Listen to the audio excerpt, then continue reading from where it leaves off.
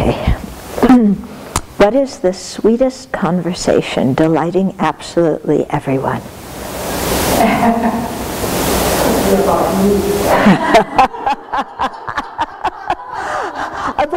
Conversation about me, telling my good qualities. Yeah, not conversation about me telling my faults, not that one.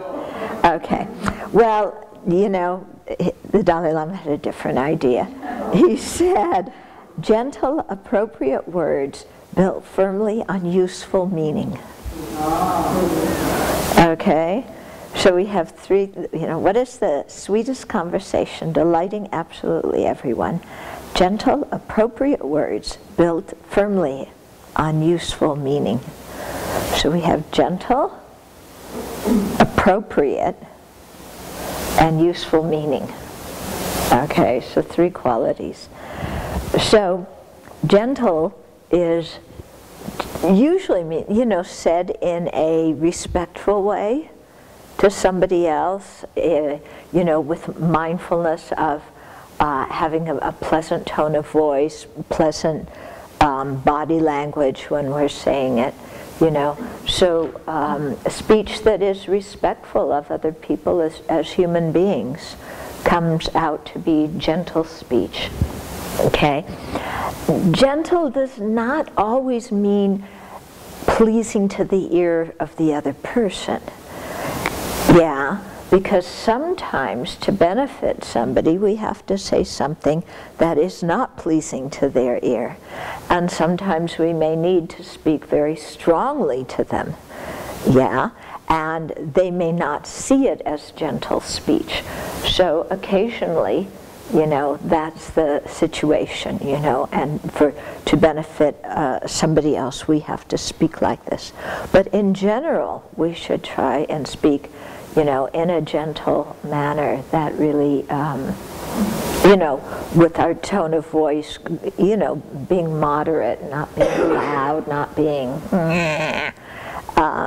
you know, and so on. So, you know, really taking care, knowing how we want to speak and being mindful of speaking in that way.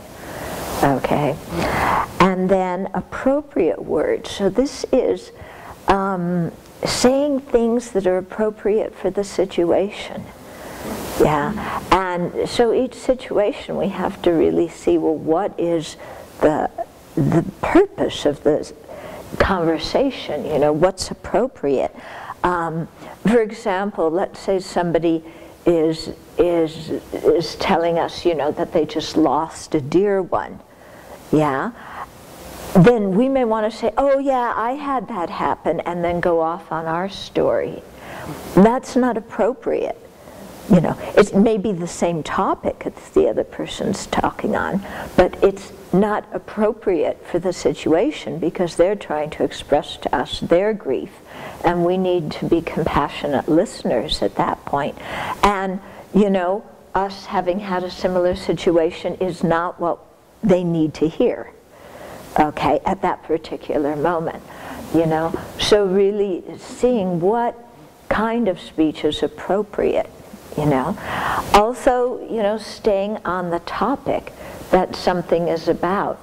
Sometimes we may have a conflict with somebody, and we start out on one topic, but then we branch out to other topics. We take out our list of everything that we've been mad about the person for the last month that we haven't said anything out about, and now at this one time, well, we might as well, you know, list out these other 50 things. Yeah.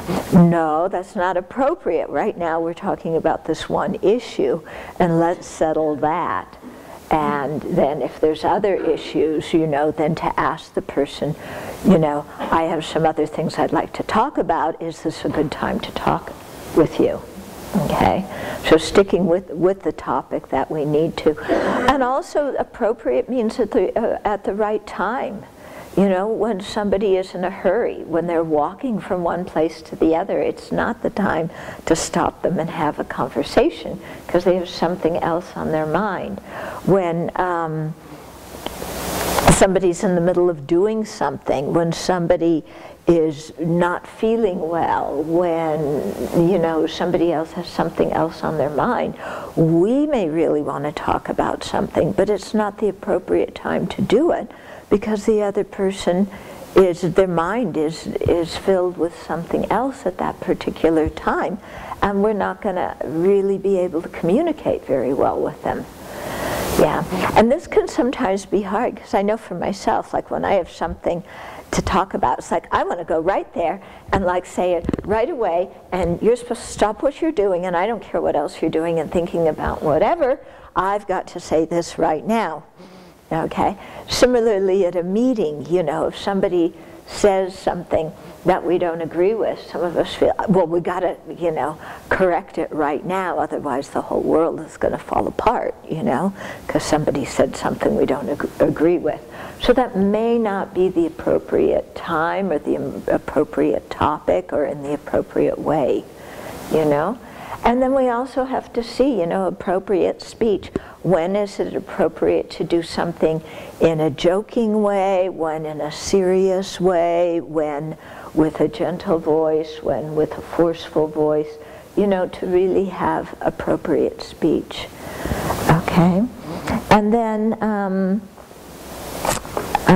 okay, firmly based on useful meaning. Okay? So useful meaning, I mean, it has to be something that's true. Yeah.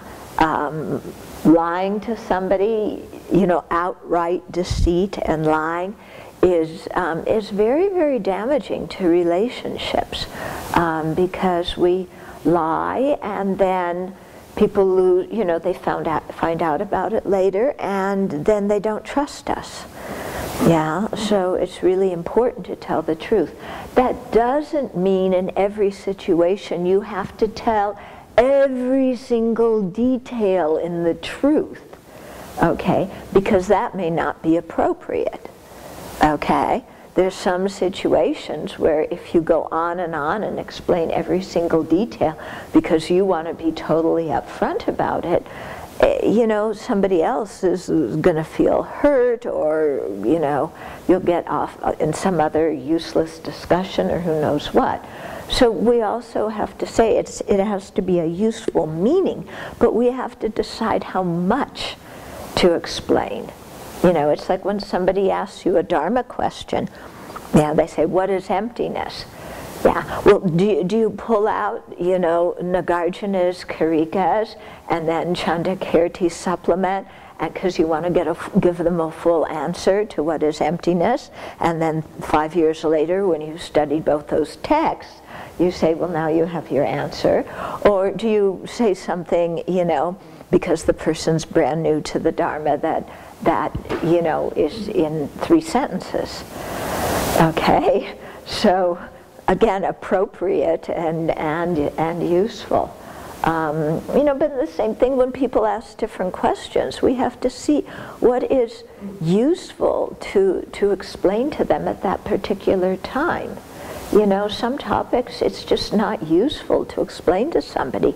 They're not ready to hear that. They're not ready to think about that. You know, or even in personal situations, how much of our personal thing to say to somebody. You know, we have to, I think, be somewhat circumspect and see what is useful, what's appropriate in the situation. Okay? And then, of course, the topic we talk about, you know, not making sure that we adhere to topics that have some kind of meaning, you know. So again, that doesn't mean we have to talk about deep Dharma philosophical topics over lunch every day, or, you know, when you say hello and, you know, did you realize emptiness yet? You know, sometimes, you know, it's just a casual situation and you chit-chat with somebody to make a connection. But the chit-chat, you know, in that situation is useful because the purpose is to make a connection with the person, whereas the chit-chat with somebody you already know very well who is engaged in doing something else, that chit-chat is not appropriate because it's taking time away from them that they could be using in another way. Okay, so useful, you know, means the topic's useful, but also it has to be useful to that person at that time. Yeah. So it's hard, you know, kind of figuring out what to say and when to say it and how to say it. It's we learn a lot by trial and error. Yeah, but and then also what to communicate. You know, some people there are things that they forget to communicate to other people, even though it's really important for other people to know this.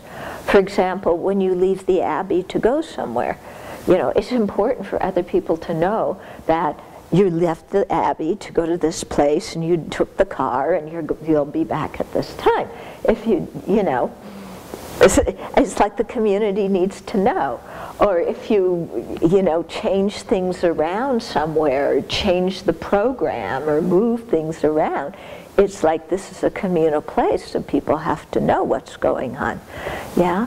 So we have to see, you know, kind of what things are important to tell everybody and what things maybe we don't need to tell everybody, only a couple of people need to know.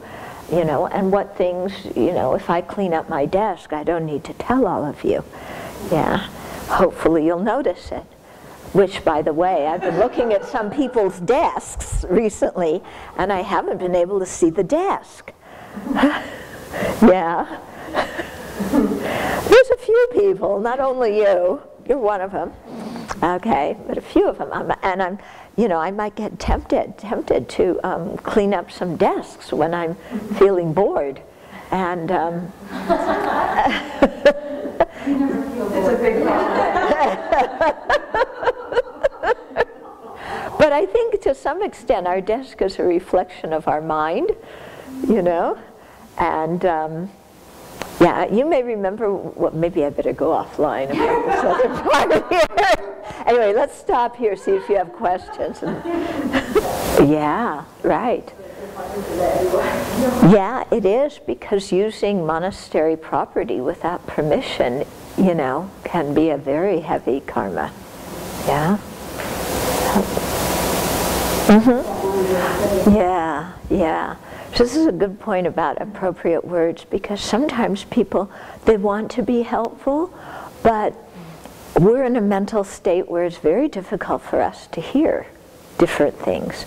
You know, one friend told me after he lost his wife died, that, you know, almost everything people said to him, even though they were trying to be helpful, pushed his buttons and made it, you know, made him more irritated and felt like they didn't understand. And then, like you said, sometimes there's one person like who said to you, "I'm sorry you have to go through this," which was one sentence, and it was all of a sudden that's what you needed to hear, which was so nice. Yeah. And so it's really hard sometimes when people are facing difficulties to know what to say to them that is going to be the right thing they need to hear. Yeah, because one person may need to hear this and another person may need to hear that. Yeah, and so it's also good for us to remember sometimes too, when we're going through hard times, that the people who say things to us, they mean well. Yeah, and they may not say the things that we need to hear, but to overlook the words and to tap into the feeling with which they're saying it. Yeah, because if we can accept the love with which they're saying it, then we'll feel better, and then just leave aside the words. Yeah. But that's for us when we're on the listening side. You know, on the speaking side, sometimes it's just you're guessing in the dark. Yeah, what to say that would be helpful. Yeah, and sometimes it doesn't need to be very much.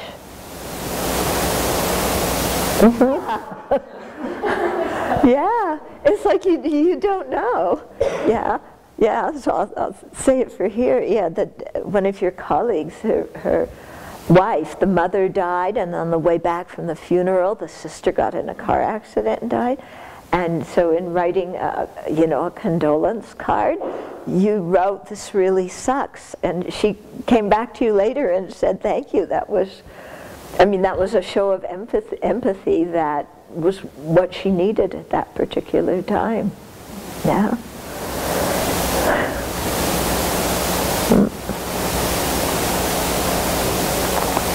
Yeah.